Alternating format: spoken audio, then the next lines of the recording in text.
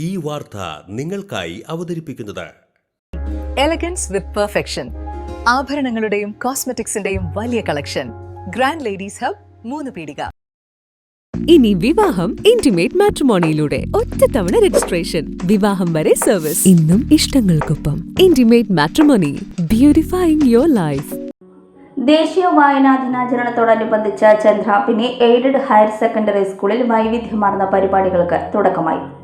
Whispers in ഹൈക്കു എന്ന പേരിൽ magazine, reading marathon, character costume contest, human library, dictionary game, spelling B, book review, quiz മത്സരം, library സന്ദർശനം തുടങ്ങി വിവിധങ്ങളായ വായനാ പ്രോത്സാഹന പരിപാടികളാണ് സംഘടിപ്പിച്ചിട്ടുള്ളത്.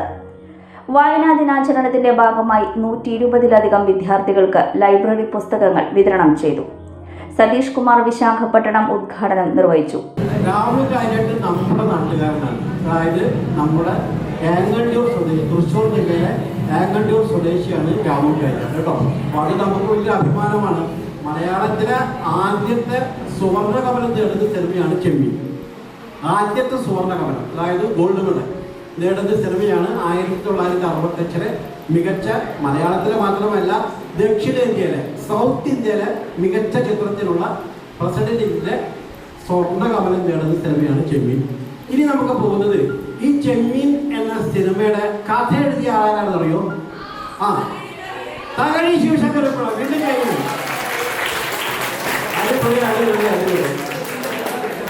കുട്ടികൾ അറിയുന്ന കുട്ടികൾ പറഞ്ഞോട്ടെ, അത് കുഴപ്പമില്ല, അവരറിയട്ടെ. അപ്പൊ തകഴി ശിവശങ്കര പിള്ളയാണ് ഈ നോവൽ എഴുതിയത്. ആ നോവലിന്റെ ചലച്ചിത്രാവിഷ്കരണമാണ് ചെമ്മീൻ.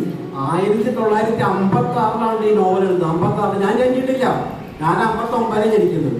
56 അത് ഞാൻ ജനിക്കുന്നതിന് 3 കൊല്ലം മുമ്പാണ് ഈ നോവൽ എഴുതുന്നത്. സിനിമയും സാഹിത്യവും സംഗീതത്തിലൂടെ എന്ന വിഷയത്തെ ആസ്പദമാക്കി അദ്ദേഹം മുഖ്യപ്രഭാഷണം നടത്തി. സ്കൂൾ പ്രിൻസിപ്പൽ ശ്രീജിഷ് പൊയ്യാറ ചടങ്ങിൽ അധ്യക്ഷത വഹിച്ചു. +2 കൊമേഴ്സ് വിഭാഗം വിദ്യാർത്ഥിനി മയൂഖ പ്രബന്ധം അവതരിപ്പിച്ചു.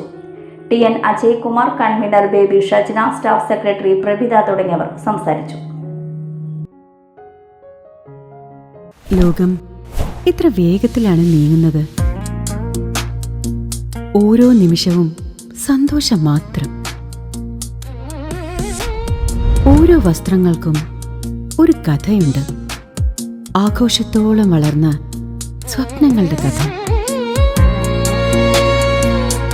ആ സ്വപ്നങ്ങൾ കൊണ്ട് നാം നെയ്ത ആത്മവിശ്വാസത്തിന്റെ കഥ. നാം എന്ത് ധരിക്കുന്നു എന്നതിലല്ല, അത് നമുക്ക് നൽകുന്ന ആത്മവിശ്വാസത്തിലാണ് യഥാർത്ഥ സൗന്ദര്യം. ഓരോ നൂലിഴകളും നെയ്തെടുത്ത ആത്മവിശ്വാസത്തിന്റെ സൗന്ദര്യം. ഈ ബന്ധം ഒരു വികാരമാണ്.